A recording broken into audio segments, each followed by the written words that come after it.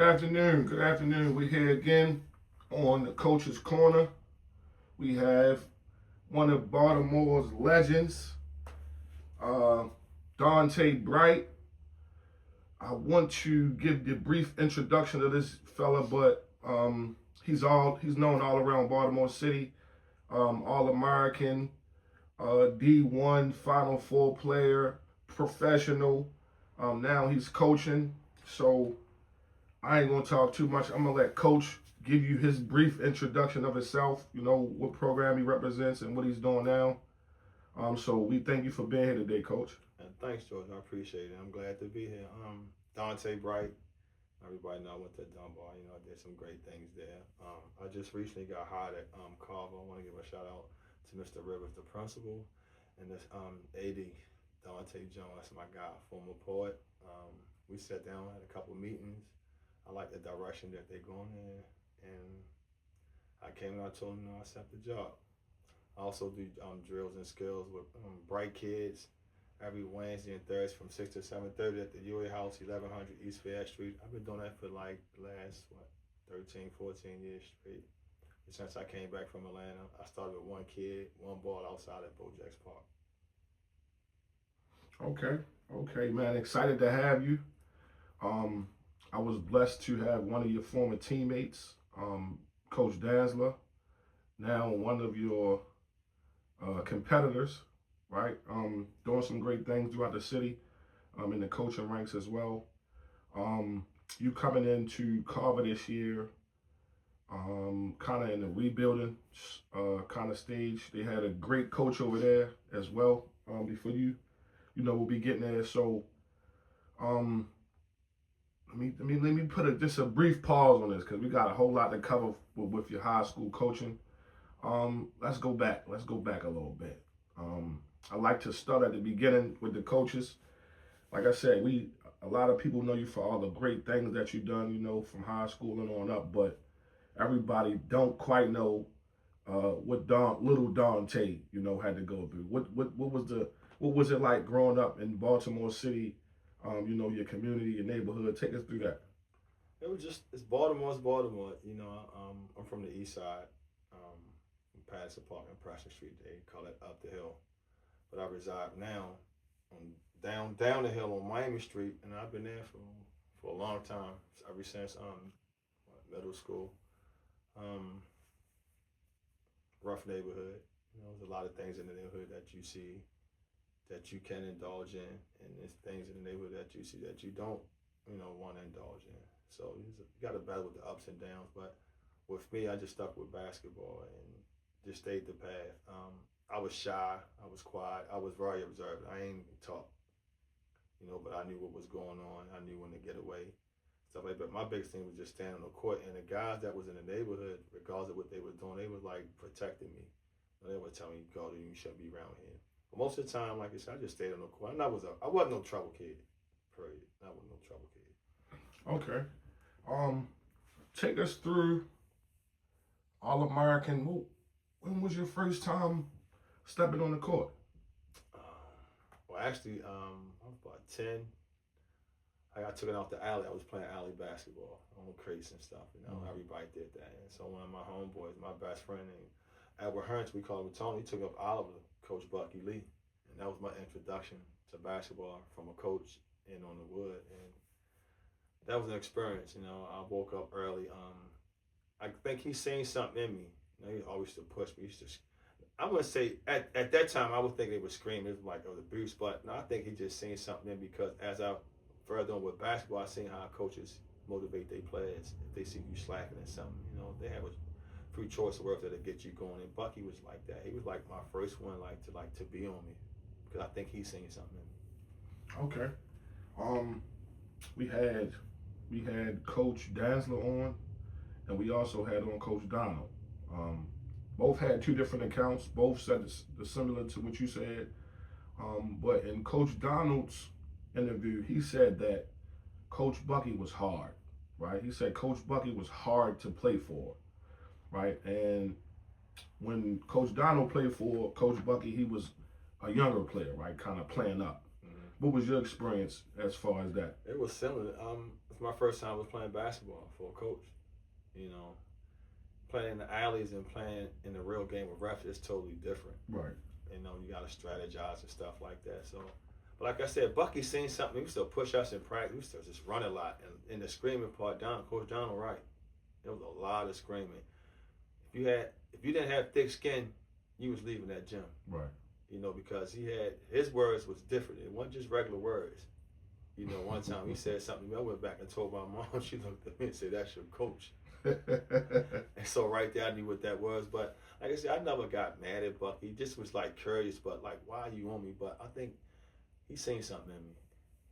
Okay. Would you say that Bucky was your sensei? One of. Okay. So, who would you say was your sensei? The village. It wasn't just no one person. Okay. I started with Bucky Lee. I played with Coach Sarge, Coach B. You know, and my mentor, Coach Joe Parker. You know, he was around me since I was in middle school. He was part of the Dunbar with Coach Bob Wade. I don't know what affiliation he had with Dunbar, the basketball team, but I know him and Bob Wade was really tight. You know, I was my first introduction to Bob Wade through him. Okay, Coach Parker. So yeah, so it wasn't even a coach, just a mentor. He was my substitute teacher, but he was involved with the Dunbar basketball team through Coach Wade when I was in middle school. So when I was in middle school, we had Sam and Hensley Parks, and they used to come up to the school, and he was trying to recruit me. But at that time, that's when Bob Wade left. That was Pompey first year. I went to a Dunbar practice when I played with Oliver, and I just, you know, this was an all Bob Wade because everything that I heard about him and the players that he coached and what the players did when they left Dunbar, they got an opportunity with the college, and that was my thing about getting to Dunbar, just having the opportunity. That's all you want. When you came to see that practice, how old were you? About 10 or 11 years old. I was a kid. Okay. But I always heard things about Dunbar. Never seen Dunbar players. Just heard the names, and everybody just talking about, you know, Dunbar basketball. If you get there, you got a chance. Okay. Is Mr. Parker still with us? Yeah, he's still here. He's not doing good, but he's still here. Okay. If you could, we want to take this time. We want to turn the camera B and let Mr. Parker know, you know, the impact that he had on us, all the things that he done for us. Coach Parker, we always talk. Right now, you know, he's going through some stuff. You know, he's up in age, but he know I'm doing what I'm doing is because of him, because how he took into me. Now with my career being over with, you know, staying on the path, and after basketball, it's like, what did I want to do? It was something I wanted to get back and work with kids, and I just went back to basketball. That was my connection to get back to the connection of the kids, because now there's a gap in age. When I got back, everybody's like, who is you? So I had to reinvent myself. Right. Okay. Well, shout out to Coach Parker.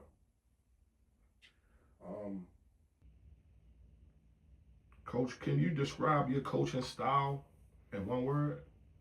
I'm a player's coach. Let the players play. You know, coaches lose games, players win a game, but it all started in practice, skill training. You know, but everybody got to be connected. But I'm a player's coach. Okay. So for Team Bright, what is the foundation of your culture? Hard work, dedication, commitment. I'm gonna go the extra mile. So my team gonna reflect me.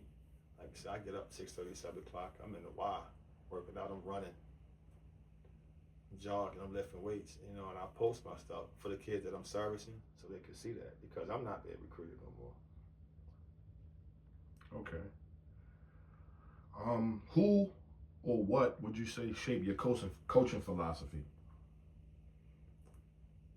The mental part, Bucky Lee. I learned how to play basketball playing with Sam Cassell and Kurt Lee, because at that time they were star players, and so you had to play a role. And so they taught me like the floor, how to play, how I can get off and still play and still win and be effective. I learned how to train through Coach Billy Bano. He recruited me at UMass. He used to coach at University of Las Vegas, 15, 16 years in the NBA. Now he currently traveling the world just training. with NBA care. He used to come and recruit. We used to come on the Bojacks. We used to play one dribble pull up, two dribbles pull up, three dribbles at the most. That's your max dribbles. And we used to play games of 5. I lost every game. I was a high school All-American. So that told me something. There's different levels to this. And so, like I said, I just take what I learned from every stop and then put it into what I know, what I did, what I think that worked, because there's a difference of being on the floor and being a coach. So I have the experience of working with the young kids.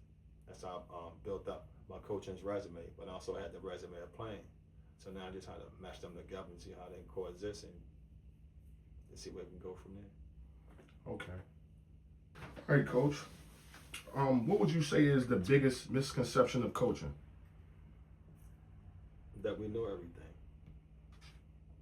And I'm still learning, and I don't think every coach know everything. And they know some things, but basketball just evolved and stuff like that. I think that's what it is. People think you know everything, and it's not true. You're right. I want to go back a half a step.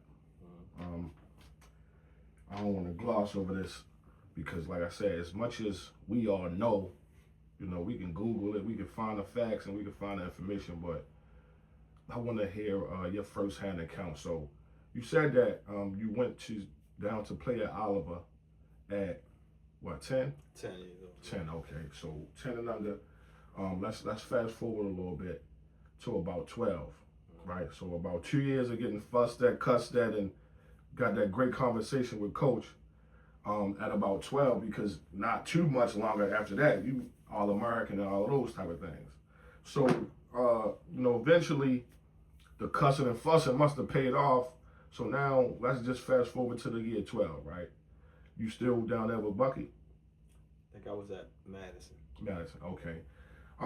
What's the maturation like for you? Like, and when I say that, I'm asking because there's a lot of good kids come through this city. A lot of good players. We see none of them had the success that you had since you had it, right? Mm-hmm. Still, like I said, All-American, Final Four, those things, professional.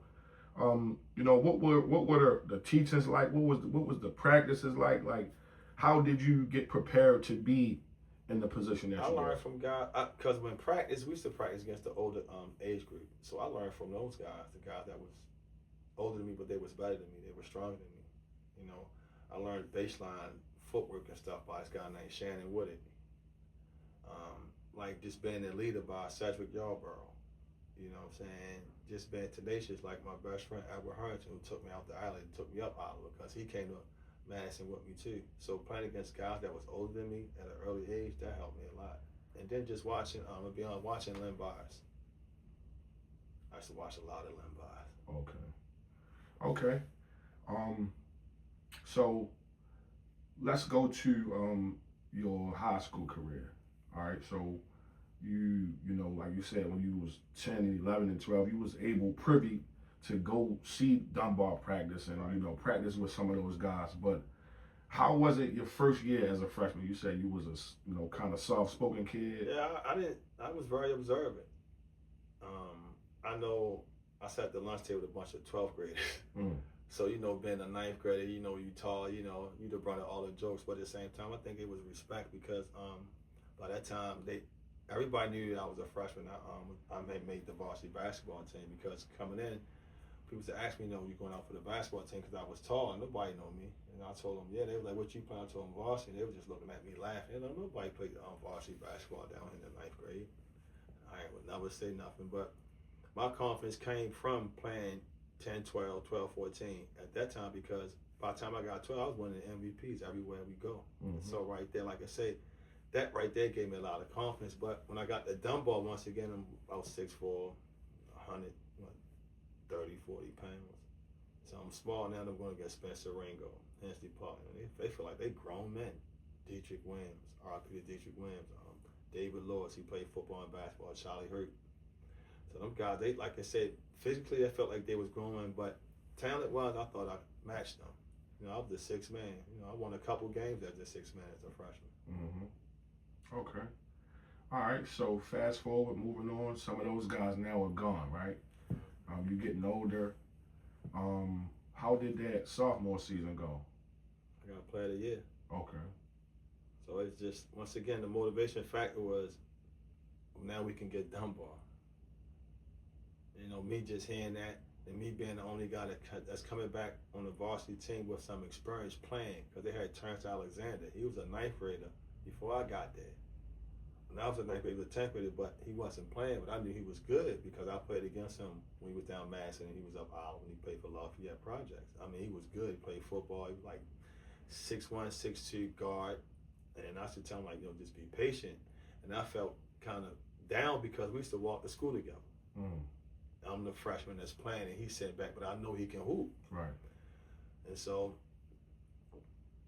my sophomore year, with him being a junior, Michael Lloyd being a sophomore, my cousin Keith Booth being a freshman, man, we just took off. Like I said, the motivation factor was hearing the guys from Lake, Southern, and other schools, Walbrook, talking about what they was going to do to us. Mm-hmm. But, we showed otherwise. So I mean, because one of the, or at least one of the facets of the great Dunbar, legend is y'all team, that actual team, right? That actual group right there. The first group, probably before that, maybe Sam and them. I wouldn't say Sam, and I think it was the Reggie Lords. Yeah. That team, that I would say right there, that was the best team ever. I don't even get no conversation about if we was better than them. I don't even do that. Okay. Okay. But your team came, and it was another, like I said, tier on the Dunbar belt. Right. So, was this the year, your sophomore year, that y'all kind of started the streak, or was it? Yeah, well, you knew something was brewing Okay. at the end of my sophomore year because we was all coming back. Right. And so my junior year, we was 23-1. We could have won back-to-back national championships because we finished number 3 or number 4 in the country with 1 loss. Everybody in front of us had 1 loss, but that was early in the season. We lost to St. Anthony's in New Jersey by 1. Had we beat them, that's what started our streak, 52-0. That carried into my senior year. Had we beat them my junior year, we won national championship back-to-back. Yeah, I seen. I got to watch that on YouTube. Some of that game. That was the senior year. I'm talking about the junior year, we played them in New Jersey. Yeah, we lost by 1 at St. Peter's. They had Danny Hurley, Bob Hurley, Roderick Rose, and them. Right. Yep, they beat us by 1 point. But if we beat them my junior year, we won a national championship back-to-back. Man, for us regular players, man, like I said, man, these times was classical, man. So while y'all was going to play these games, you got the whole city behind you, and you come from the climate where it's east and west, 100%. However, when y'all going to play these type of guys, the whole city, is rooting for y'all. So, back when it was east and west, the battles, like you said, the lakes and all these different clubs, just talking trash. How do you gauge that? Like right now, it's a little different. It's not east and west no more like it used to be. It's just like, whoever the best schools are but it was the best team over east played the best team over west. But it was a couple really good teams. Right. It was a good team. The city ball was really good, from top to bottom.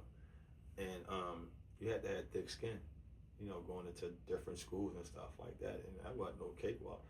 It wasn't easy for us, but at the same time, we had a lot of confidence in ourselves. And to be honest, as younger as 15, 16 years old, we was playing against grown men in the summertime.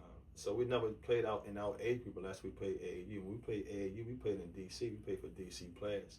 We had a great AAU team. We was like 80-something in 2 and 3 years. Okay. And so we played up. Who played with you over there? It was me, Michael Lloyd, Keith Booth, Dwayne Simpkins played at Maryland, Johnny Rhodes, Tony Moore played at Duke, Joey Bird that played at Duke, then he transferred to BU. Stacy Robinson, he was a wing player. Vaughn Jones that played at George Washington with Nutt and Kwame Evans. We had Donta Calabria that played at North Carolina. Yeah. What made you play down that way? Why didn't you play in the city? Terrence Alexander, they seen school that was Terrence Alexander playing as a 9th grader. I don't know why, where. And then when I came in after the end of my 9th grade year, it was like, we're going to go play, we're going to DC and play with the DC team. took me in school was best friends, so he Right. took me with him. Okay, and then you So brought that was the start everybody right else. there. Yeah, then it Michael Lloyd, then Keith Booth came. Okay. Yeah, that sounds like a good team, right? The powerhouse right there, 80-2. It was something like that. That's 2 tough. years. That's tough. That's tough. Okay. So player of the year the sophomore year, national champions. As a senior. Okay. When did well I'm sure the letters started rolling the sophomore year. What was your first letter you can remember? I don't even remember. They started rolling my freshman year. Okay. Like towards the end of the season, I was getting little letters and stuff like that. But at the end of my sophomore year, he was getting about a boatload. Okay. Everybody. Okay. I should like the handwritten ones because everybody get the same type stuff. I like the handwritten with the signature behind it. Okay, we gotta clap it up for you for that, cause that's big talk right there, man. We don't know nothing. I don't know nothing about that. You talking Chinese to me right now. There's a whole lot of people. Yeah, because like you say, everybody. I mean, we recruiting 1,000 kids. Right. You know, certain players won't get them handwritten letters. Okay. Hey man, you hear what he said, man? If you ain't get the handwritten letter, you wasn't that. No, I didn't say that. But you was something if you was getting them handwritten letters. Okay. All right. Cool. Fast forward to the senior season, right? All American. What was your feeling going into your season, your senior season? Coming off the junior year being 23-1, that was the start of the streak, and we was trying to let's go for it. Okay. It was just we was all in, but you had to be on one accord. Don't forget, you had 3 high school All-American, 3 Burger Boys. Me, Mike, and Keith. That's tough. Mm-hmm. You know what I'm saying? Who gonna sacrifice? My sophomore year, I got Player of the Year. My junior year, first team All-Met.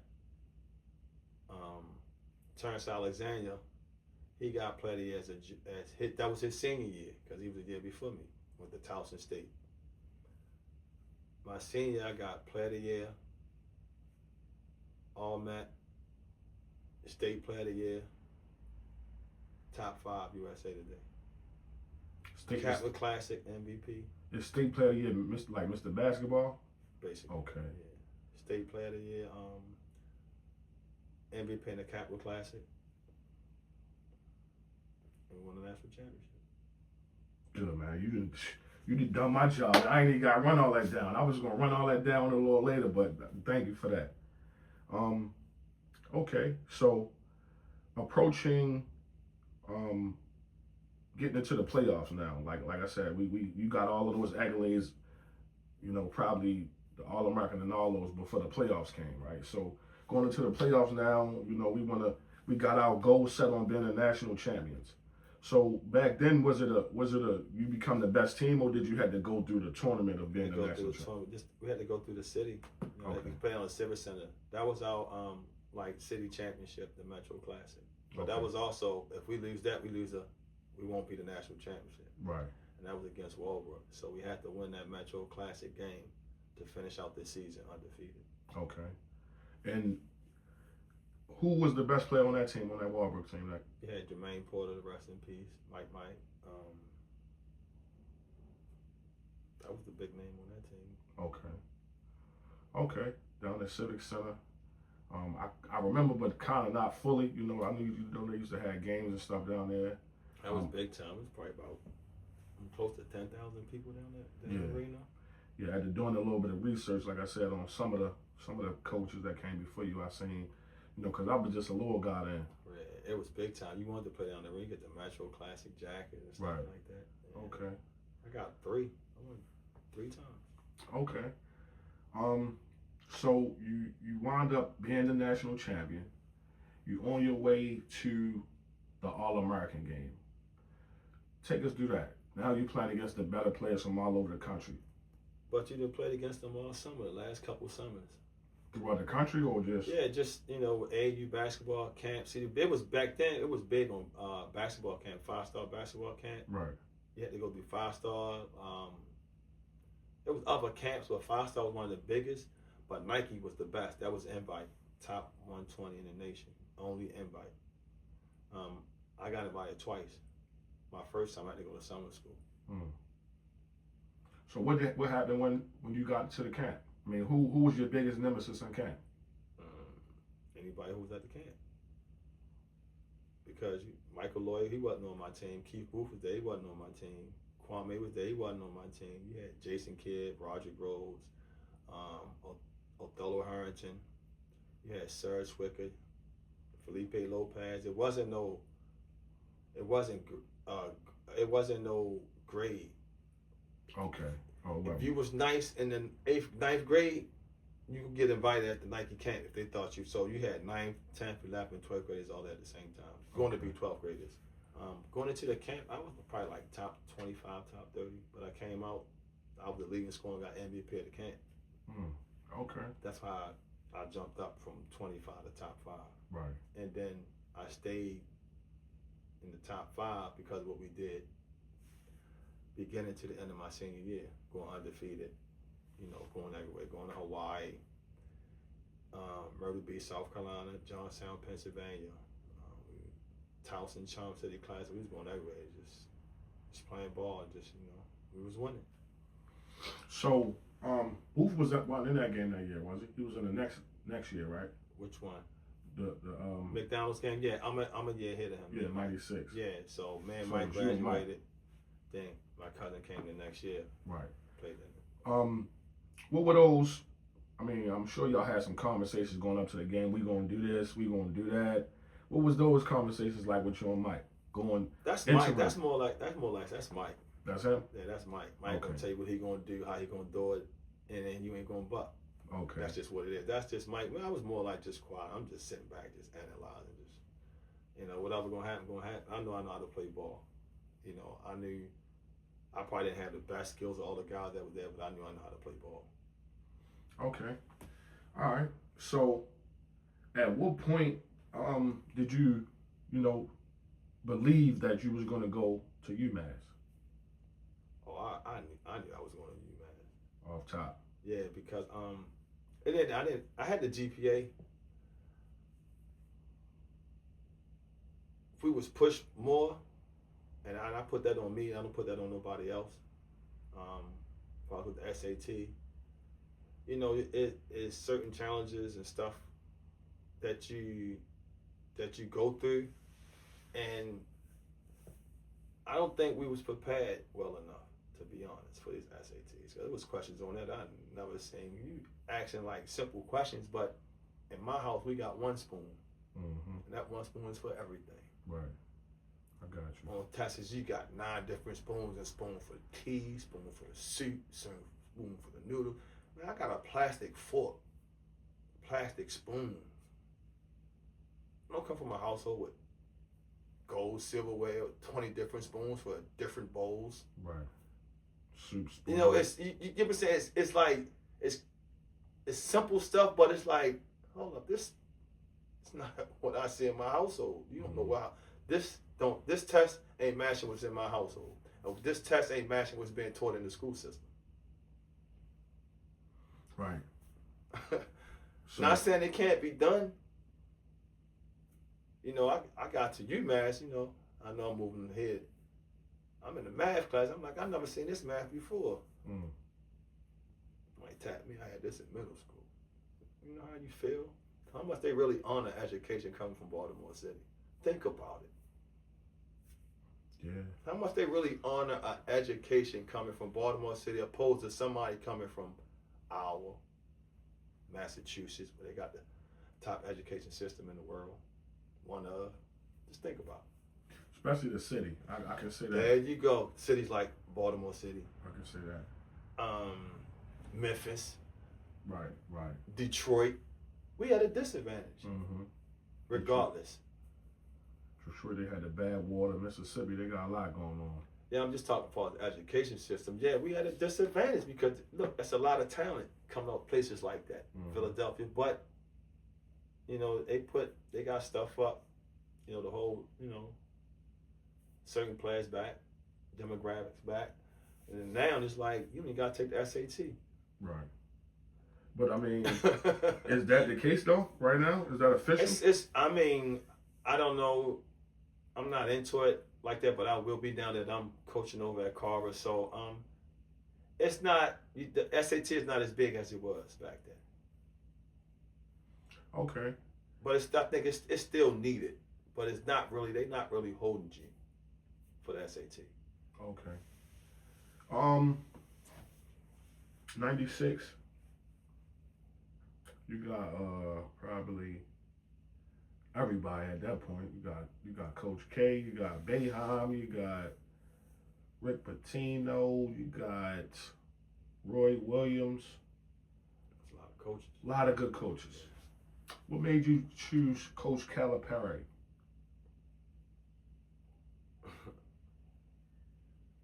Coach Cal might have seen me play like 2 times. It was Coach Bano. He was the main recruiter. Coach Bano, He used to okay. be, like I said, he coached at UNLV. He coached Tyrone Nesby, Keon Clark, Sean Marion, Marcus Banks. So he was a great recruiter and he was a great coach. There was 4 guys that played in the NBA. Mm-hmm.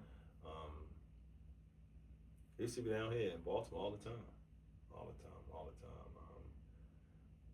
He's at my games. We should go to the park and play one-on-ones. He just showing me different stuff, and we just made a connection, and we still connected to this day. When he took the job in '95 to go to Vegas, I was his recruit, and Marcus Camby was his recruit, and so he had to come back to the campus. We cried because we knew he was leaving. Like, he told me I had to stay there because I was going to Vegas. I was going to transfer. Was that UNLV? Yeah, because he was my guy. Mm-hmm. He was my guy, but one thing he told me, he said, what y'all got here, y'all got something special. He said, I don't want to break that up. You think that was the best move? I played in the Final Four. So I did some things. If I was at Vegas, I don't know how they would turn out, but I know I probably would have more opportunity to do more things on the floor. But I can't take nothing away from UMass. I learned so much. I grew up there. It was just a great time. I mean, it was great. It was great times, and I learned a lot, and I learned the game, and I learned a lot from the coaching staff that was there. So I just roll with the punches. When you arrived on campus at UMass, I mean, I'm in the trucking business a little bit, so I've been privy to be able to go to I got you, yeah. But just me being there is a total different atmosphere than where we from, right? So when you first got there, what was it like to you? What was your mindset? Did you think you could cope with it, or just take us through that day one coming on campus? Well, day one I got on campus. I got there a day early. I flew into Hartford, Connecticut. I was supposed to fly in on Monday, but I don't know how I got a ticket. I left that Sunday. Just so happened it was a guy on the team that was coming into Hartford was going to campus. So he seen me, so we went together. So I had to stay at Coach Calipari's house because there wasn't nobody on campus. Mm-hmm. That was cool. But it was different, man. Used to hearing gunshots, loud noise, and stuff like that. You don't even really jump or flinch. Right. And I'm somewhere where it's quiet. I'm just like this. Walk around campus at night, coming from classes, like the owls howling, little stuff running trees. I'm jumping and stuff like that. I'm like, man, it's quiet. Ain't nothing gonna happen to me. But when I'm home, I don't even flinch to that. So it's just like,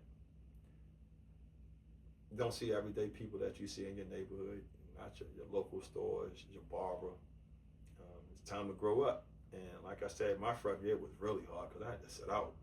I don't know how hard that was. You seeing what I'm doing today for the last 10 years? It started from when I sat out. I had to get back on the court. I had to prove that I can be a student first. I had to prove that I can play on the D1 level. I had to prove that I'm a coachable ball player. I had to prove myself. I had to be patient. And I had to prove to Baltimore that I wasn't gonna come home. Right. Because you already know what that is. He ain't gonna last long. That's why I didn't go to prep school. That's why I didn't go to junior college. But trust me, it was hard. A Nights where I cried. Wish I could be on the court. I couldn't train with the guys on the team. I couldn't eat with the guys on the team. I can't watch them practice. I couldn't lift weights. I was just a regular student. And what kept me motivated was some Caucasian guys that was on my floor, and they had an extra spot on the intramural basketball team. And they asked me to play. They was afraid to come and ask me and all that stuff, but you know, they was cool. And we ended up winning the championship. And if you seen this team, you was like, Donta, this the team? But playing with them made me more comfortable. They made me feel accepted. They didn't treat me just like, you know, I was one of the guys around the way. And that was odd, you know what I'm saying? That was all you needed at the time. Yeah, that's all I need, because I couldn't be around the basketball team. Right. And you was away from home. And I was away from, and I'm from Baltimore, period. We ain't gonna go nowhere and we just stop something we've been doing all our life. Right. And just gonna be a student and not play basketball. Then we're gonna sit there. What we do? We get up and we leave. But it was something I knew I couldn't do. I had to prove to myself, because if I did that, guess what? The ones that was on my back waiting for my downfall, they won. Then I ended up going to the Final Four. We had the last laugh. Church. So that first year was rough, right? Nowadays, you know, the kids and, you know, even some of the adults, not all of them, but some of the adults, you know, it's kind of the last maybe 5 years, maybe a few more years before that, 5 to 7, this mental health thing been all in the air, right? What did you say? I mean, we know we just kind of took a little leap back, but today, in today's time, that would really surely affect the mental health, right? Those guys allowing you to be on the team. What was going on with your mental health? What was going on with your mental health up until that point?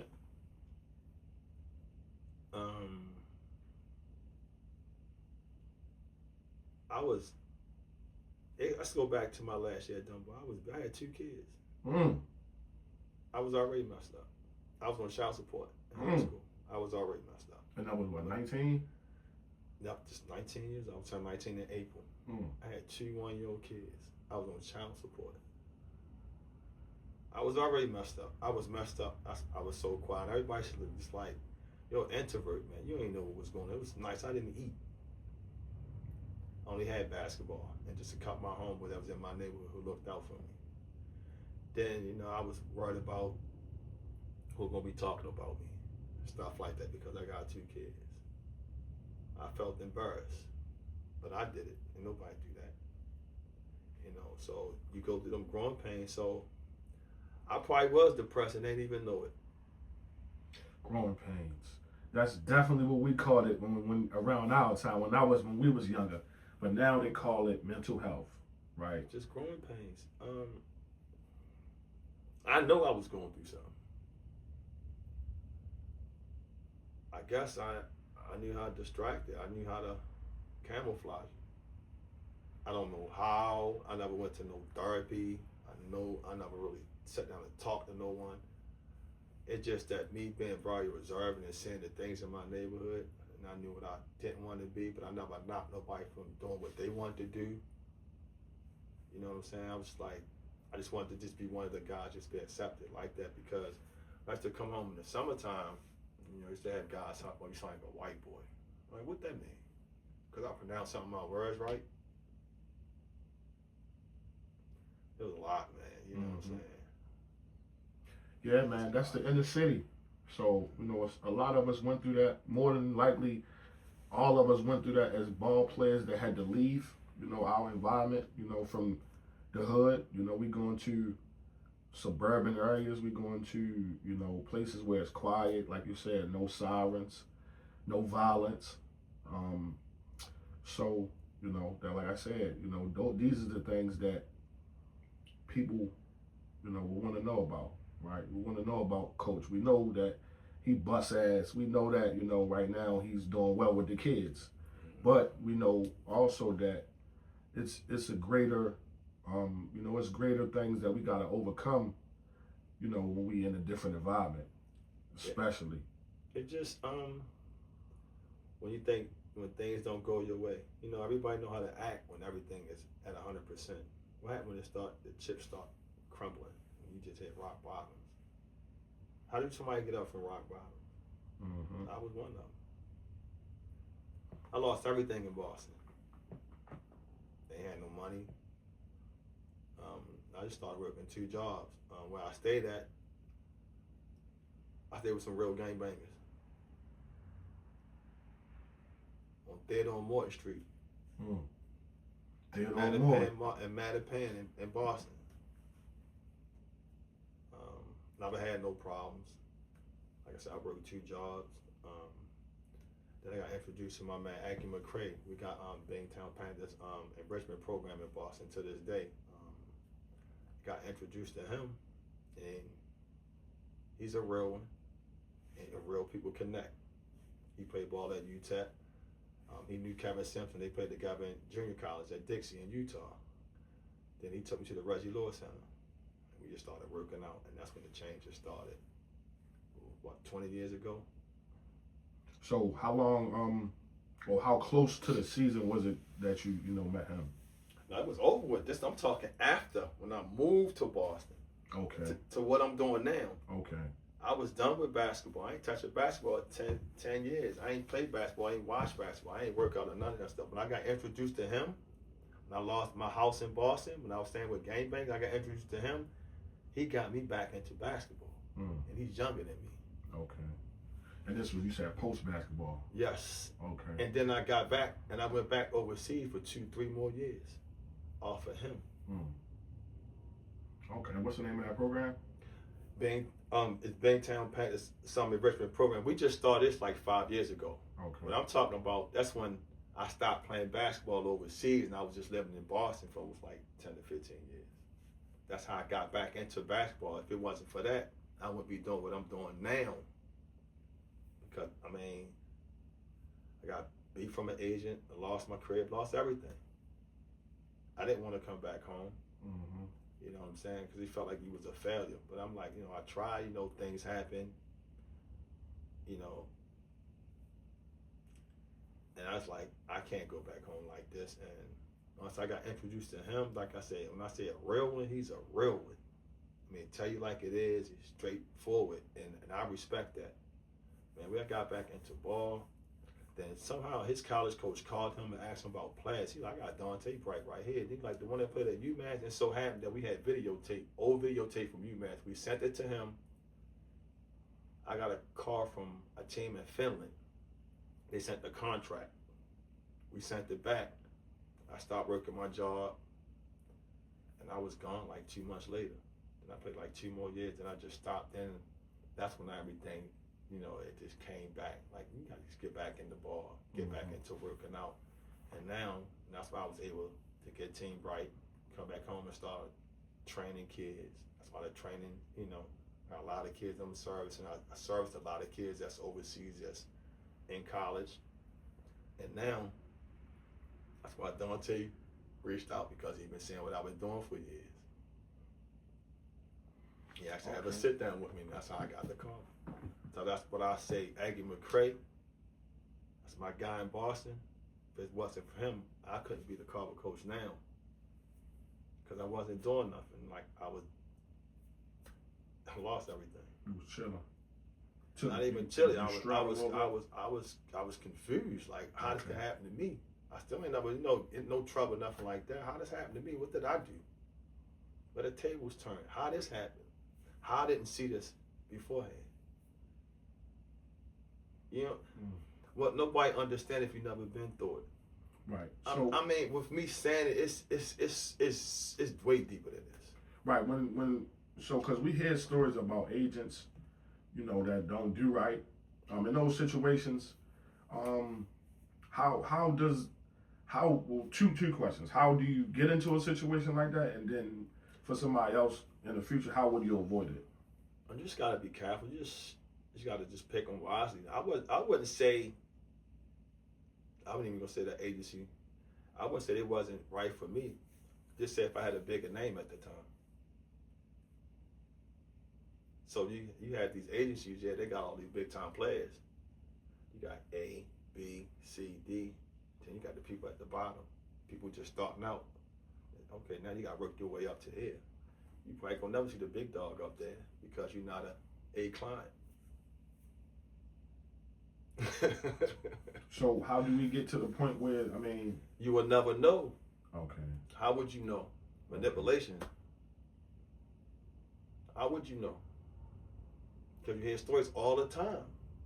Not just a Donta, but you heard when losing $10 million from an age. You be like, how? Right. Like how? Con artists out here, it's just like on the street. Mm-hmm. It's a game. Damn, that's tight. So, okay. So you had some issues with the agent. Were you able to sue him? Were you able to recoup any of it? No. Okay. Cool. Well, I'm just like,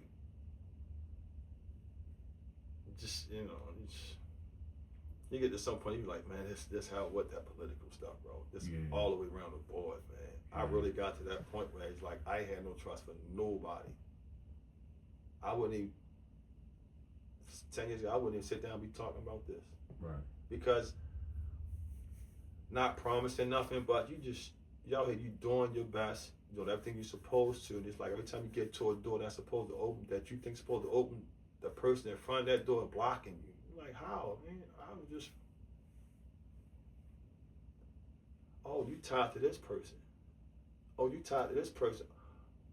Remember you ain't go here? Remember that person wanted you to do something, but you would decide to go train your kids? That's how this works. Mm-hmm. Then I just learned just to be quiet and play the game. Yeah, that's politics, man. That's politics, man. Golly. It's tough, man. Yeah, it's tough, man. It's a battle, bro. So, 95, 96 season, your senior season, your boys wind up going to the Final Four. Y'all get all the way up, good season, good fight. You got to face Kentucky. Right? Take us through that game. No, before that game. Take us to the night before. Take us to that week of practice. Y'all was a pretty good team. I think y'all was the better team. But how was practice like that week? Was it? It was, to be honest, it was normal because we didn't practice on at the end of the season. You're not going to kill us in no 2-3 hour practice. We just little details shooting around. It's more or less the mental part and just getting your rest and just sticking to your routine that you do. We felt good. We was confident. We knew it was going to be a battle. Early in the season, we had beat them down in Detroit.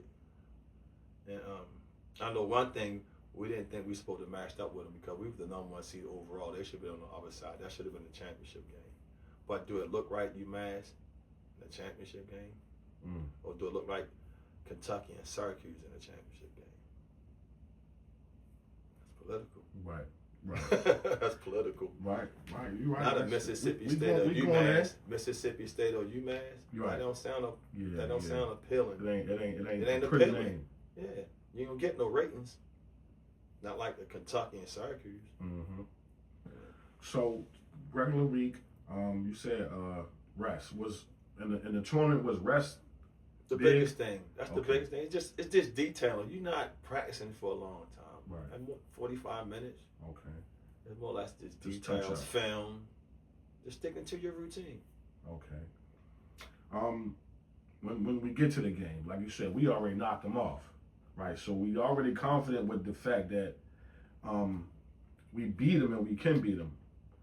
So I did an interview with Coach Cofield, right? He told me about how when Douglas was going to play Douglas was going to play Dunbar, he had a bad feeling in the back of his head because he felt like he could possibly be cheated that day. They moved the game from playing in Dunbar to going to Morgan, and he just said, "Oh man, it feel like, So did you have that in the back of your mind? You said with the politics."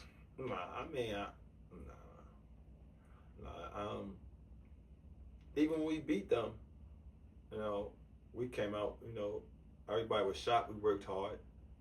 We believed in ourselves, but still, at the end of the day, they still had a better team on paper. Mm-hmm. When they had like 10 pros, man. Yeah, Come on, yeah. man. You can't Okay. get around that, bro. Yeah, You on can't get paper. around that. At some moment, having 10 pros on your team, it's gonna get you over the hump. Right. Period. Yeah, yeah, I gotta agree with you on that. Um, okay. All right, cool. So following that season, you know, well, from what we hear from this side, you know, you was actually in it. From this side, we hear this team likes this team. These guys may be interested in this guy. How was the Final Four? So it ain't that much time for the season to be over. You know, what was the scouts like? What was the scouting like for going to the NBA? How did that thing work? I got invited to Portsmouth. They invited probably 25 invitationals. It's an NBA camp. It's a pre-draft camp, and then you get if you do well there, you go to the main one in Chicago, where everybody's there. Um, so I got all tournament down there. At the Portsmouth? At the Portsmouth. I did a lot of stuff that they thought I couldn't do. I get to in Chicago. That's where you get your measurements. You get checked for everything. Sight. They check you for. I don't know, just a series of questions. They pull your pinky finger. They pull your ear. It's like it's on that. It's weird. That's all I'm gonna say. How they just picking you. Okay. You see what I'm saying? So, but it was crazy that me and Kobe Bryant was in the same cubicle. You know, Bright and Bryant. We was getting our physicals at the same time. I was here. He was sitting right there. I'm just looking at him like, man, this man about to be rich, about to be one of the top 5 players coming out. Like, he's only in high school, but we talk. He's like, man, I watch y'all play too. You know, I know who you is, but I said, yo, you different. I said, I gotta play. You take the physical and you leaving. Mm-hmm. No, that was a great experience to sit down and talk to him. He seemed like he was humble. You know, I was shocked that he knew who I was. So his buzz around that time. It was crazy. Right. It was crazy. Okay. It was crazy. Okay, so after he got his physical, he didn't perform. No, he had to perform. No, he left. AI was there.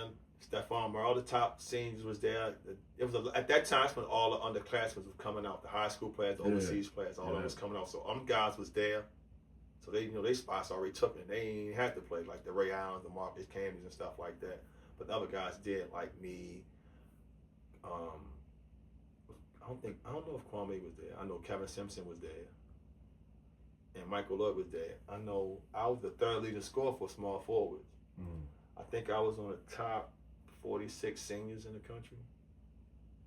So it's like I was on the draft board. That was a loaded draft, man. That's why I'm great safe. That's because all the underclassmen came out. That was a deep draft. Steve Nash. Yeah, that was a loaded. John Wild was a crazy draft. But yeah, it was definitely a great experience.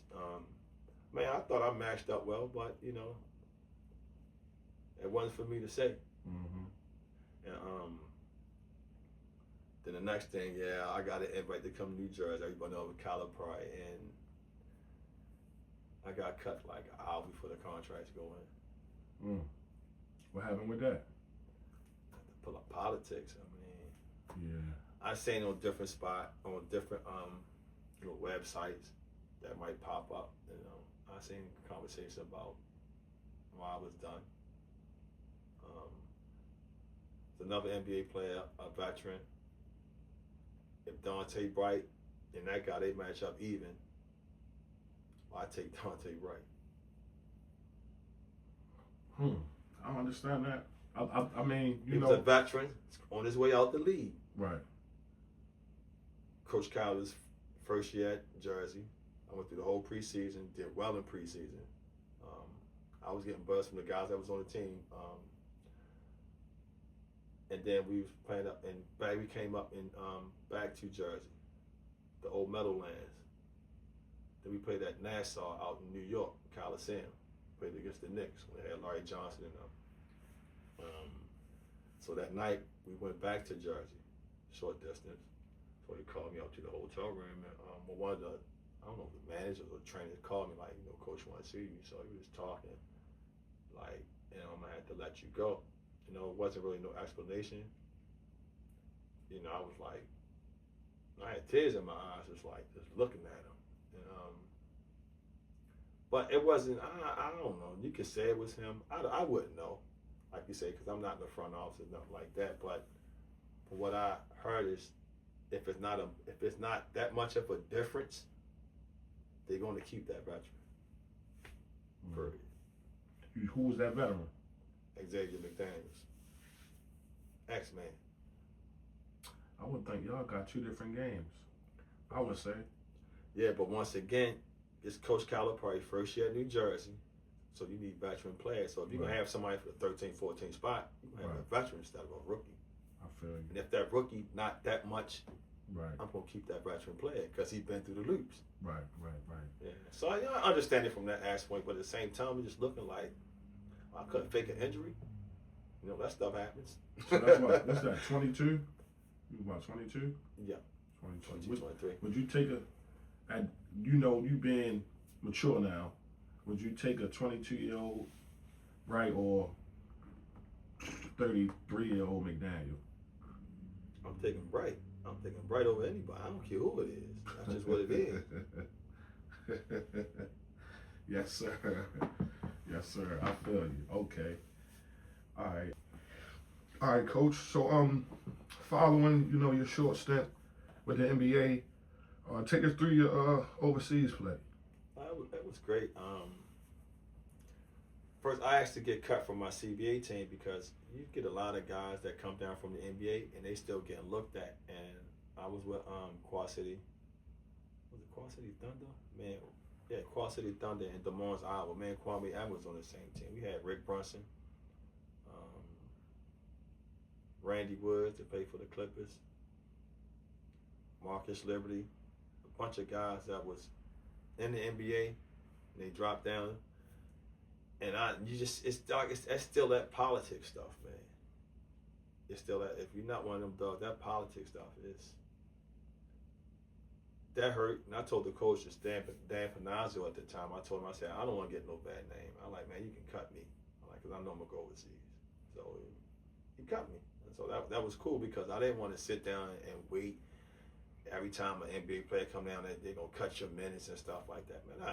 Come on, man. We all balling, man. Right. And so my first time over was Argentina. Thomas Jordan used to play at Lake Clifton. He played a little stint in the NBA. We played in Argentina together, but on different teams. He was in the biggest city, the capital, Buenos Aires. That's like New York City. That's like Paris. Okay. Man, I was in Commodore. That's like Miami Street, Emerson Avenue. So you see the difference. That's another 2-hour flight down south. So like get to the bottom of Argentina. My translator, meet me at the airport. Tell me, like when you get to your little spot, look around. He said, you cannot venture up in these hills. He said, you will not come back. Because in the hills, you got no running water. You got no food. Ain't no telling what's going on up in. I know what's going on when he said that. That's where the slums at. I mean, real slums. What we lived in, what we from in Baltimore, this ain't the slums compared to that stuff. Trust me, it's not. Third world countries totally different. Right. No water. Man, yeah. When you pour, it's no in between. Either you got it or you don't. Mm-hmm. That went well. We made the playoffs over there. Then I went to I played ball in Finland. We made the playoffs in Finland. I won a championship in Honduras, but that was just summer basketball. That was cool, but I still had great time down there. I played in the Dominican Republic. That was good. And where else I played? I played in Sweden. Yeah. Okay. Let's move forward a little bit, Coach. When was your first experience with coaching? My first experience with coaching with Team Bright. I had my 6th grade AAU team. Okay. That was my first experience with coaching. Yeah. Just jumped in it like that. Just signed up, got a few kids, and then. I was training a little bit. Okay. You hear your name, you can do this. And I'm like, I want to get a team. At first I was at Chickware, to be honest. I was at Chickware. And formed a team. Then I was like, I'm gonna get my own team. And without no experience, I believed in myself because I knew how to play. Mm-hmm. And also, you going from a high school All-American to a high school All-American to a role-playing college, so you had to dumb your game down. So you had to learn. So now I'm just learning everything. How to operate a team, how to put a team together, how a team's supposed to look, how it's supposed to sound, how it's supposed to work. So that's how I survived at UMass. And so I took all that experience, playing ball overseas and all that stuff, the ups and downs, and just formed Team Bright and just rolled with the punches. And at first I was to tell my assistant coach Andre, I say, man, I said, these kids ain't getting it. I said, I don't know if it's me, I'm putting too much pressure. Am I looking at myself at the same age? And I'm like, that's not fair to me, it's not fair to them. And then I have to get back into watching videos, get back into ball, get back into working out, and it was just like riding a bike. It's just like riding a bike and just get back, and then it just clicked. And I got a lot of confidence in myself about coaching.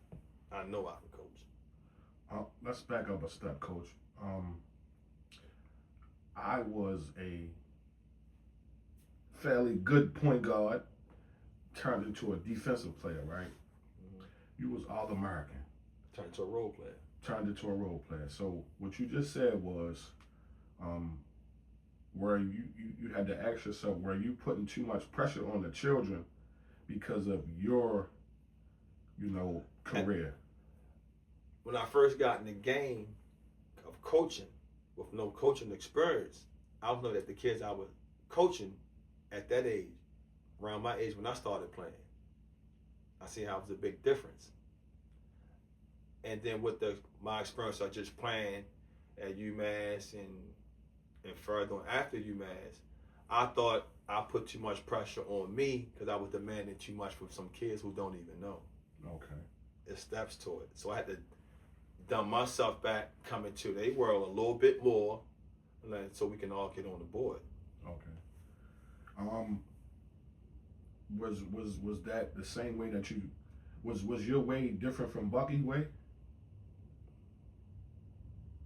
First day you came in at 10, then when you came and had your group, what was the difference? I just took the mindset, the mental part of Bucky. I always say that mental part with Calipari, the yelling and the screaming, demanding, I was used to that with Bucky Lee. So I didn't use those tactics that Bucky used and Calipari used with me. I used my own tactics, just get to the kids. Because every kid is different. And now there's the phones and stuff, recording and stuff. You can't, some of the stuff that was said to us, I wouldn't dare. You know what I'm saying? I wouldn't dare. It's just not me. But I'm gonna be demanding in my way. But also at the end of that conversation, I'm gonna build you up. So that's what you're gonna remember at the end, the positive part, not the because if you leave out with that negative and don't correct that with something positive, that's all that kid gonna know coming back into practice or training the next day. Right. Okay.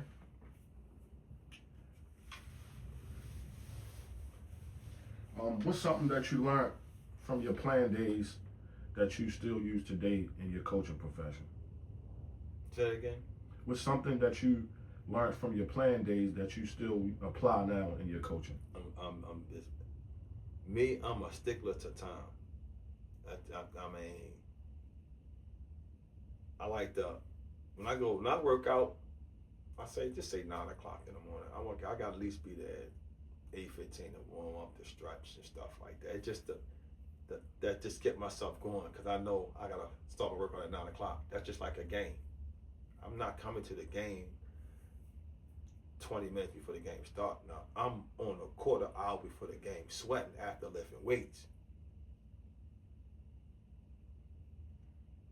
So that's why I say with time, because you get so much done before the actual practice start. That's where you get your improvement time at. That's where you get better, because in practice, you practice for the team. It ain't just for you. Right. So just like time, being patient, And you got to be mentally strong. That's a life skill, not just a basketball skill.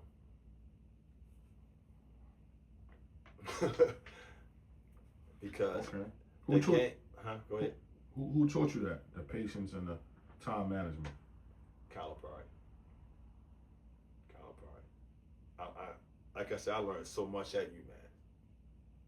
And that was I don't really get patient from Calipari all that much. No, I'm talking far as with me having patience for him. Okay. I was a high school American. I had to believe and trust him. He only seen me play a couple times. I know is this true. I know is this gonna work. Just how to maneuver, just how to work, just how to compete. Like I say, Bucky and Coach Cal, they don't that mental toughness stuff, man, for real. Because you can't let them get in your head. Mm-hmm. You hear stories of people saying, well, Bucky get in your head, what? They just done, they lose their confidence. Stop listening to the aggressive sound. Listen to the message of the words. Stop listening to the aggressive sound and listen to the message floating off his lips and out his mouth. If you get to that part, and then you're going to be fine, because guess what? It's something that's going to help you, but you're not seeing it or hearing it because you stuck in your own little ways. Right. Can't get past it. Can't get past it. Nobody never tapped that part of your inside. Yeah. Yeah, man. Sometimes, man, the player coach dynamic, it can lean one way or another. It's very tricky. Yeah, depending all on how that you individual accept it. kid, that kid, the individual kid, it's picky. Right.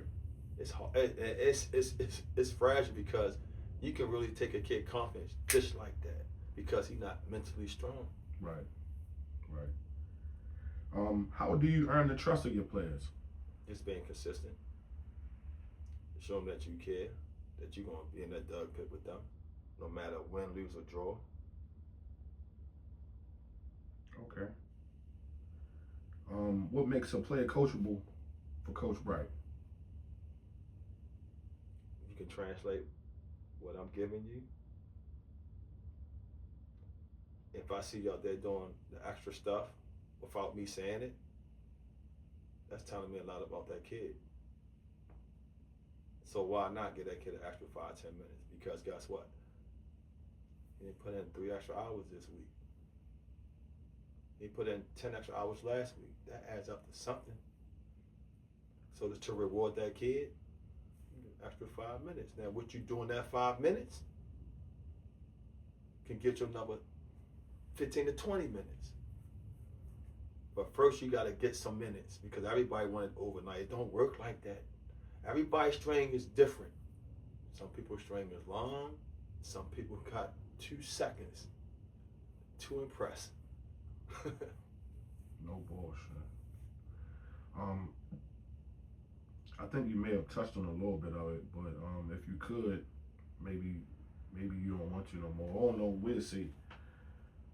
Define some of the wins and losses that you had following your playing days. Just losing everything.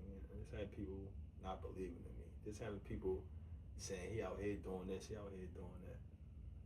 It's like, what? Because I hang in a certain neighborhood?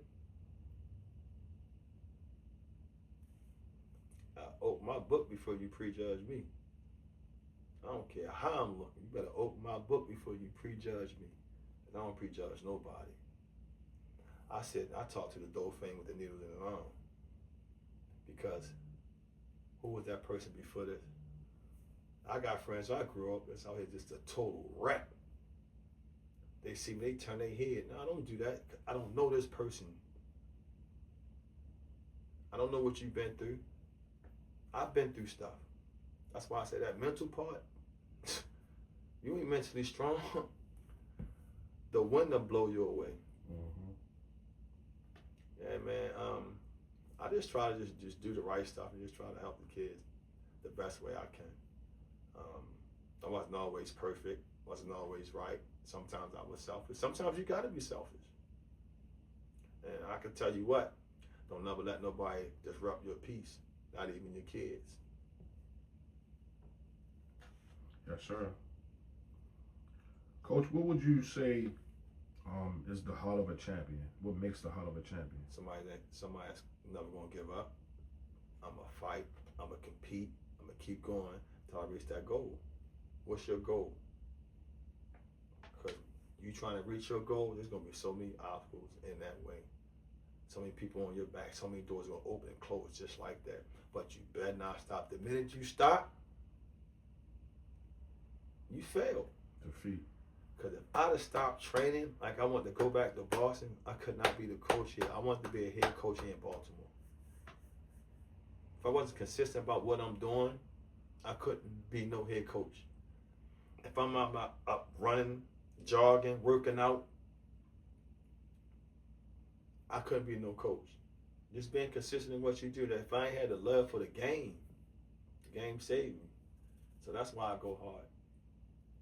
For the kids that I'm serving to. Which one of Coach Bright's go-to messages? So some of the players, they already know you by this. One of your go-to messages in the huddle and practice. To be honest, I just compete. Just show me that you want to just compete. Just give me an honest 100% effort. That's all you can ask for. That don't mean you're going to win every game. That don't mean you're going to lose every game. That don't mean you're going to go in and score 30 points every game. Just compete. If you compete and being consistent, you're going to show growth. You're going to win at the end of the day.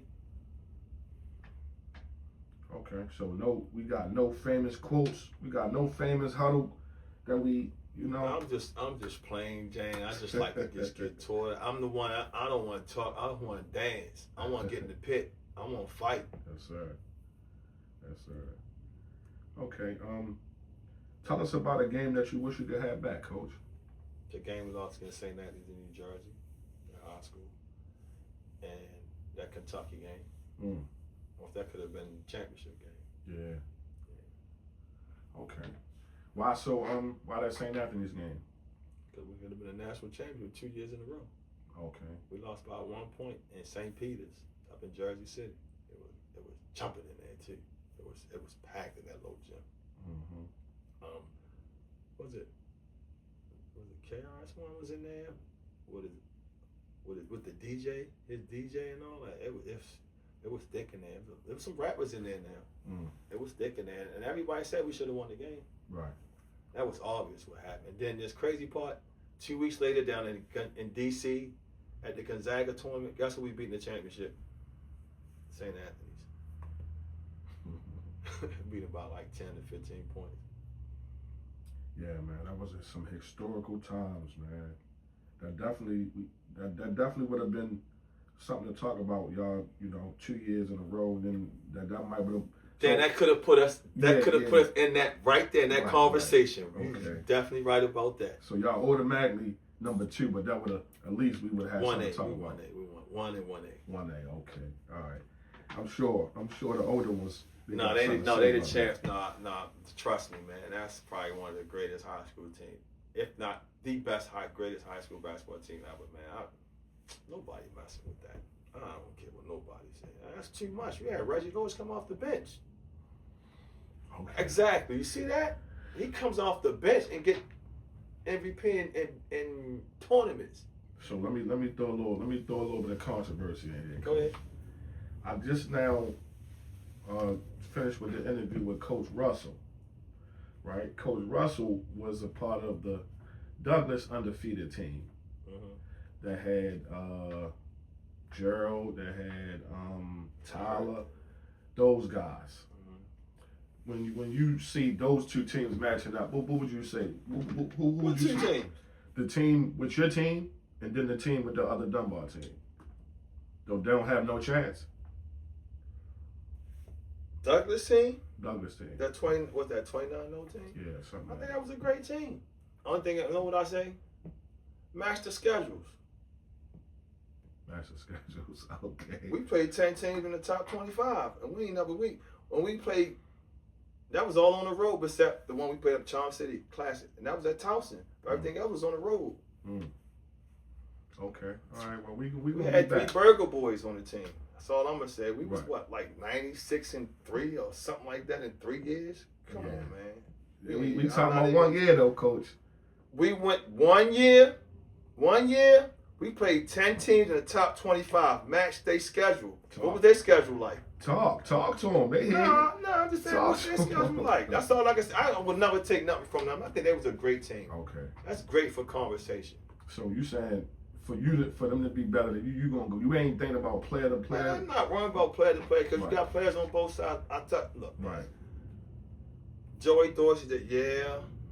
Keith Booth played 1 through 5 in high school.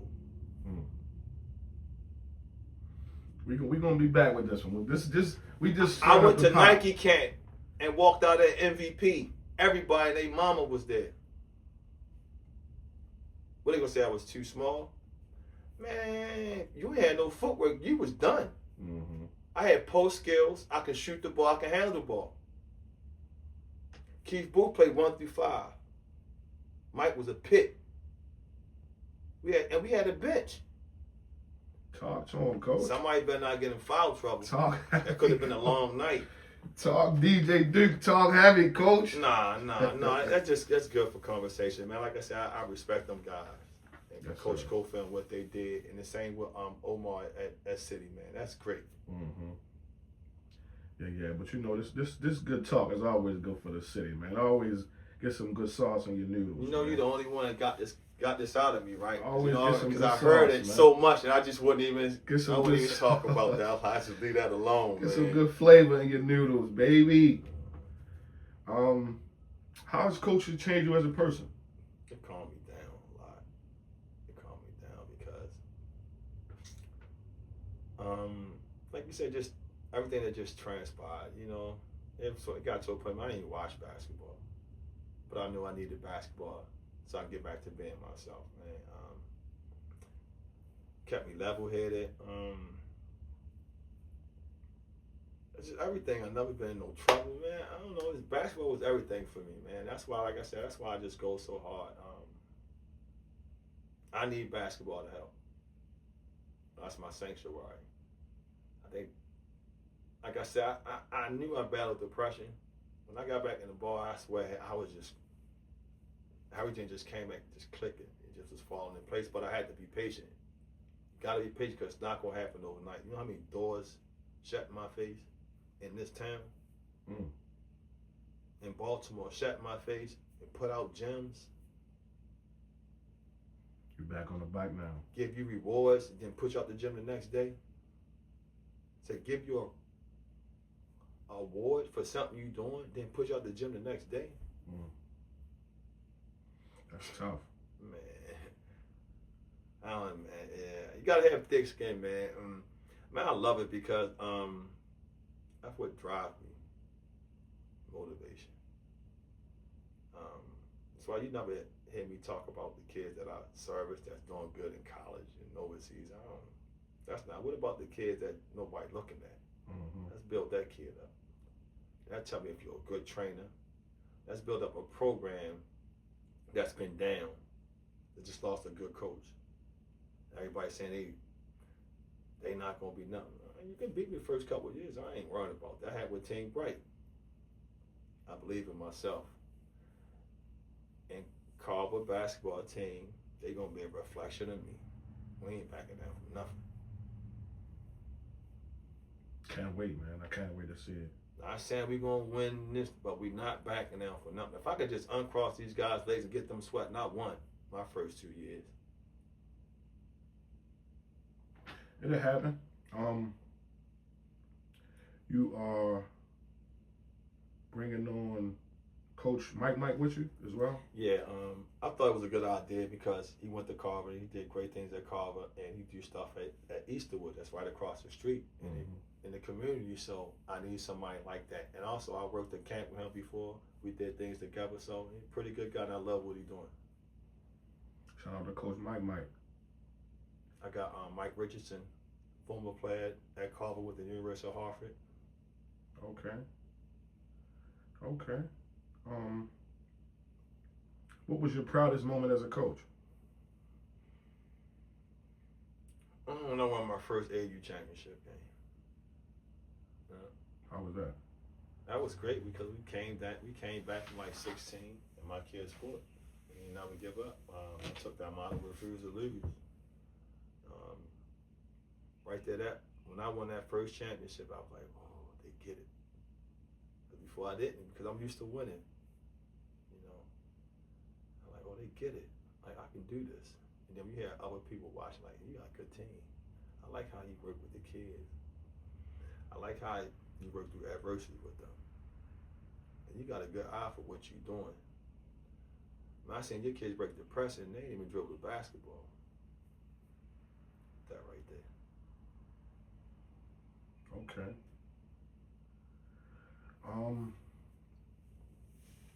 We got this segment, Coach, called "I Would Do Anything." Right. So in full, it says, "I would do anything to beat these SOBs." So this is the rival, your rival, your player or team you coached against or what have you. They might got some disgruntled parents on the sideline cussing you out, but this is that team that you would do anything to beat. Take us through that team. That's any team that I got coached against, any team I played against. Any team? Any team. There's no team that you had. No, I just any team. Any team. Any team you're gonna get the same smoke. Win or lose. Okay. So my thing is, as me coaching, I'm not worried about the other team. I gotta worry about what I got. You worry about the other team, you lose your focus on your kids. Okay, you never had you had a good schedule, if I would say, throughout your career. You haven't had too many losses, but I had some losses now. It was no teams that that you just say Kentucky. Kentucky. They knocked us out the Final Four, the chance to win the national championship. Okay. All right. Well, we're gonna go with Kentucky then. What we do for this segment normally, we point to the camera and we say, "I would do anything to beat that team." So you go ahead and let them know now. Yeah, that 1996 championship team at Kentucky. Yeah, I would do it. I'm not running through no fire to beat them. I'm not doing that. But yeah, that's one of the teams that I might go the extra step or two. To get back at them. Okay, so if you could, for me, point at the camera, Coach. You, Kentucky, 1996. Yes, sir. Yes, sir. So, where do you see yourself in the next 5 years? We just got a new position, but just see more growth, mature more as a man, as a coach, as a dad, as a grandfather. I probably got myself like 10 more years. I feel good. I'm 53 now, so in that 60 range, I'll be done with this. Think so? With the training? I'm probably coaching. Yeah, I probably would want to still train, but just dumb the number down. Yeah, but I still want to be active, with basketball. Basketball has saved me, man. Mm-hmm. Got me back on my feet. When I lost love for basketball, definitely I seen stuff that's changing and going down. I got my love back. That's when I was at peace. Yes, sir. So, what do you like better, training or coaching? To me, I look at training is coaching. They go hand in hand. I would say coaching because you compete in them. Okay, I would say instead of just training, player development. I do. Coach Jones lucky. That's my guy. I told myself I did not want to. I just love skill training, man. I don't know. No, I don't know everything, but I still study the game, man. I still study the game, man. The game, yeah, it's definitely changed from when I was playing, but at the same time, it's still simple basketball. Right. The phones, the internet, and all that stuff changed. How you want to do all this Kyrie stuff when you can't do a simple in and out? You can't do it with your left hand. You want to shoot 3 points when you can't even make simple left hand and right hand layups. That's the confusing part. Man, but no, Coach, I love it, man. I can do this all day. That's all I did at UMass. Josh to be the first one in practice. Hour and a half before practice, I might have got up 400 or 500 shots. Sweating before practice. Then got to practice 2.5 hours, 2.5 grueling hours. Mm-hmm. Then go back and lift weights. All I was doing. So that's the stuff that I was doing when I set out. Around the end of my sophomore year, going to my junior year, then you start seeing that work that I put in. Yes, sir. Coach, before it's all said and done, what would you want your legacy to be? Somebody who cared deeply, not for Baltimore City. Somebody just was a hard worker. Never turned no kids down. Somebody that was there, just like to help, man, in my way. I did substitute teaching in the school system. I'd have been counselors and behavioral program.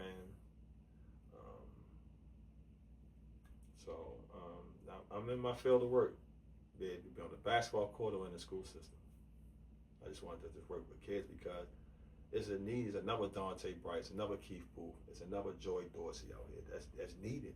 See, they were 3 guys that was when we was coming up. We was needed. We needed help, and that's why I just go hard for the kid that that reach out to me that just want some service, man. And like I said, it's not about how high you can jump, how much money you got, how good you're gonna be. If you show me you want to work, I'm gonna put my time in and go the extra mile for you. And I see my results because all my kids, they slim up, they getting stronger, they getting better. And half of them not even nobody basketball team yet. Keep going, Coach. Keep going. Yeah, it's tough, dog. Yeah, it's tough, dog. Like I said, it's so much, dog. I can tell you, be like, man, it's tough, man. It's tough. Sometimes, like you said,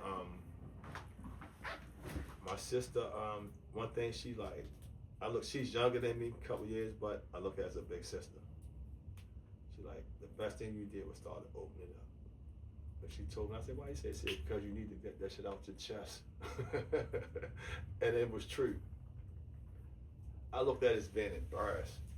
Things happen for a reason. Don't be embarrassed about it. Just try to figure it out so you don't get in that situation again. But sometimes, as kids, not having a lot, not having your father around, seeing you playing, and that's somebody that you looked up to. Then you go through the middle of your life, college basketball, playing ball overseas, you get cut from the NBA, you hear some good, then you hear a lot of bad you hear from people that be right next to you. That shit right there, that baffles me. Let me just give you something I probably should have said in the beginning.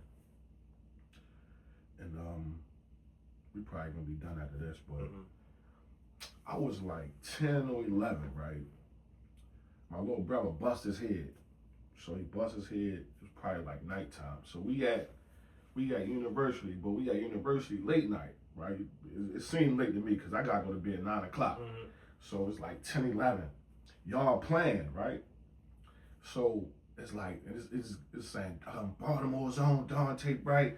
So I'm just a little kid, right? But I'm just noticing that, like, the game on, I'm like, damn, Baltimore, Donta Bright, I'm just, okay, whatever. So I'm just watching the game, I'm intrigued. You must be having a good game. You must be having a good game. Donta Bright, Baltimore's on, Donta Bright, Baltimore's on. So I'm like, damn. So then now, I'm starting to look for you, right? I'm starting to like that next season, I'm looking like, who's Donta Bright? They're like, yeah, he's nice, see that. So now I'm like becoming intrigued. I'm becoming the kid that's seeking the game now, right? I'm playing 10 and under, 11 under, but now I'm starting to want to watch the games and who is these players and where they from and all that type of stuff. So you done that for me right there, right? Same way, that's what Sam, the Reggie Law, what you just said, that was me. So it don't matter what level. What you just said, that was me. I was sorting out, seeking information about the older players because that's all I heard. Never seen him play. Skip Wise, I got a picture with him. You know how happy it made to have a picture with him? Skip Wise? You know who that is? Mm-hmm. That's Mr. Ain't nobody bigger than that. Right. They can talk all that NBA stuff. Let's just talk for this city. Skip Wise, ain't nobody bigger than him. And the stuff he went through, to have a picture with him, man, that was the best. That was the best. It don't, them coaches don't come to this town without him because of what he did. It's just so much. Like it's the good, the bad, and differences, man. I just try to do right by all kids, man, not just my kids. I don't care what AU team you on. I mean, I helped so many kids. There's some kids I just not even basketball wise, just great conversation because they know I'm a realist and honest. That's what they need. There you go. That's all I can. That's all I can give. I'm gonna give you 110%. You know, I don't have no shoe deals or nothing like that. I'm a grinder. I mean, I'm telling you, man, I can't wait to get the call, dog. I swear I can. Mm-hmm. I swear I can. It just, this not on camera, is it? No, I can edit it out. Yeah, it just that dumb ball boy. Whew, I don't gotta put that on it, but yeah, I don't even want to tap on that, but yeah. You'll get there, man. Give me I 1 second. I don't even want to play. I just want to compete against him. Coach, on behalf of the Coach's Corner and the Crew Channel, I'd like to present you with a gold whistle. Man, respect, G. Your flowers, Respect, man. I don't want to. Wow. Let me put this on. Yeah, appreciate it. Man, stuff like this. This is what I respect, man. You that guy, man. I'm just one. I'm You like that guy, one regular man. guy. What Mike tell you? What Mike tell you? You that guy. What Mike tell you? I ain't gonna say what he told me. I'm gonna tell you from my perspective. Yeah. Yeah, you that guy. Let me get you right here real quick so I can get a good picture. Yeah. I appreciate this, man. It's real. From the home team too. This genuine. Yeah. This is you call genuine. Wow. Gold whistle. Make me feel like Dion. You getting there. And you're a rookie right now, too. Dion, right. Uh-huh. So y'all coach gotta take it easy on me now. Yeah, man. Y'all hear what he said, man. Y'all take it easy on me. Coach Bright, man. Already.